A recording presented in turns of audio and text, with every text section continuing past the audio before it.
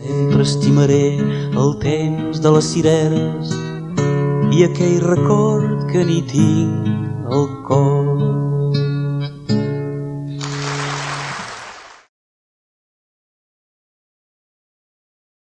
Llevamos un mundo nuevo en nuestra memoria i li vaig comentar que vale, havia una segona part, però en aquest cas sí que m'agradaria centrar-la més en el que és el món llibertari.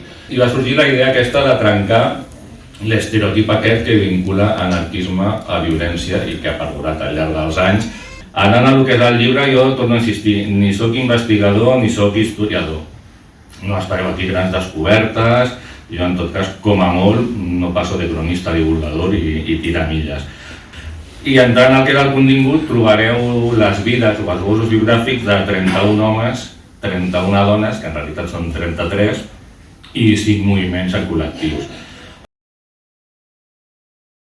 És un personatge molt definitori del que és la primera part del segle XX, i amb una frase que a mi sempre em va captivar. Juan García Oliver, que varía de mi muerte será gris y posiblemente llegue con demasiado retraso. Un home que va ser desde al millor, com ell proclama, uno de los mejores pistoleros terroristas de la classe obrera, a també ministre de Justícia durant la guerra, i el ministre de Justícia que, igual que havia estat un dels grans responsables d'aturar l'exèrcit a Barcelona el 19 de juliol, va ser també un dels grans responsables d'aturar les saques i afusellaments de Paracuelos i Torrejón. S'ha de dir que hi havia membres de la gent que estaven a favor d'aquesta política, però el dia 10, i per ordre expressa per una banda de García Oliver i de l'altra Melchor Rodríguez, que és el director general de presons, que no anomena García Oliver, s'aturen les saques a Madrid. Melchor Rodríguez també és un personatge força curiós, va començar de banderillero a Triana, va acabar de director general de presons i és el senyor que quan els fascistes van bombardejar Alcalá de Henares provocant una matança, la gent d'Alcalá de Henares va anar a la presó d'Alcalá de Henares perquè volien linxar els presos fascistes que havia a la presó i molts de pavos que havia que estaven Serrano Suñer, Muñoz Grandes i la Plana Major. I Melchor Rodríguez és el tio que va arribar amb 2 guardaespatlles, es va posar a la porta i va dir que ahí no passava nadie, que ahí no se matava a nadie, que matar no era revolucionario. I no es va matar ningú. I és el paper aquest de la bondat dels homes bons. No parlarem de la tradició de los justos, de la tradició hebraica, però sí també anant amb un senyor que no és precisament un radical, com és l'Edmund Burke, un polític conservador britànic, que deia que lo único necesario para que triunfe el mal es que los hombres buenos no hagan nada. I està ple d'homes bons com el Diego Rodríguez Barbosa de Chiclana, fill de camperols, que va marxar a Buenos Aires, va tornar, era naturista, vegetarià, i que es va passar tota la seva vida obrint diaris i escoles racionalistes, mentre escrivia novel·les de denúncia social. També es va passar la seva vida a veure com li tancaven els diaris i les escoles racionalistes que obria. Quan es va produir el cop d'estat, ella estava a Cádiz, va intentar fugir a Tànger amb una barca, va estar intentant amagar-se per les muntanyes fins que pogués trobar el moment. El que el van trobar va ser un camperol que el va denunciar perquè si treia alguna cosa a canvi, el van detenir mentre llegia un llibre sota un arbre amb un company, Manuel Estrada. Va anar un grup de falangistes, se'l van endur i a meitat de camí van parar i li van dir que hiciera el favor de gritar «Arriba España, viva Franco», i ell va contestar també «Viva el comunismo libertario». El van matar a cops i, pel que sembla, segons alguns dels testimonis, li van tallar el cap i van fer un partit de futbol amb el cap.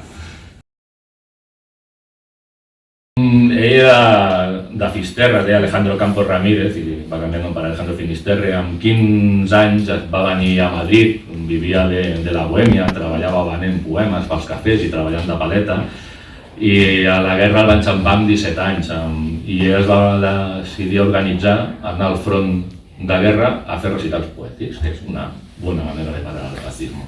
El que va aconseguir és quedar sepultat sota les bombes amb un dels bombardejos de Madrid, va quedar amb greus problemes respiratoris i ferit amb una cama, una manera que el van traslladar a l'Hospital de la Colònia Puig, a Montserrat, Aquí es va enamorar de la infermera de la colònia, que tocava el piano pels pacients, que eren tots nens, ell era dels grans, amb 17 anys, i com a prova d'amor va inventar el passapartitures automàtico, perquè ella pogués seguir tocant sense haver de parar.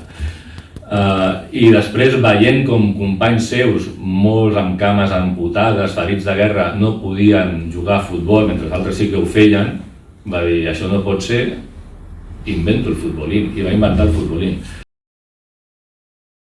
Aquesta èpica quotidiana, callada, oblidada, apartada, que és el paper de les dones. Dones menyspreades moltes vegades pels seus propis companys de lluita. Els mateixos companys, això la Concha Pérez l'explicava, arribaven tots a treballar a casa, el pare i els germans s'hi van d'Ateneo i es deixaven amb ell a casa, que havia que cocinar i cuinar. O quan anaven al front també, que venien al frente, que anessin a cuinar. Recordem que en el ple nacional del 38, d'octubre del 38, quan Mujeres Libres es presenta amb la idea d'integrar-se com a quarta pota del moviment llibertari, des de CNT, FAI i la Federació de la Joventut Llibertària, diuen que mejor que no, que no endavant. De fet, ho explicava una de les creadores de Mujeres Libres, la Mercedes Camaposada, quan els va proposar la mateixa CNT de fer classes nocturnes als obrers, molts obrers es negaven a que una dona els donés classes, que estaven fent allà. Tot això igual pot semblar poc èpic, que és una de les vegades que sempre aquesta necessitat a vegades una mica malaltissa d'intentar crear herois, en què parlava Guillem d'aquells héroes comunistes, que sortien als dibuixos del Rodchenko, sí, los torneros fresadores de hierro, que convertien tot en canyones per a Stalingrado. Jo aquí sí que he intentat, en els moments èpics, que els hi ha, ara llegiré un, introduir una mica d'humor per rebaixar aquest suflé de l'heroisme i l'èpica. Per això també els dibuixos de la Zagra i la Encarna, que volien donar una mica de llum. Sempre estimaré el temps de les cireres i aquell record que n'hi tinc al cor.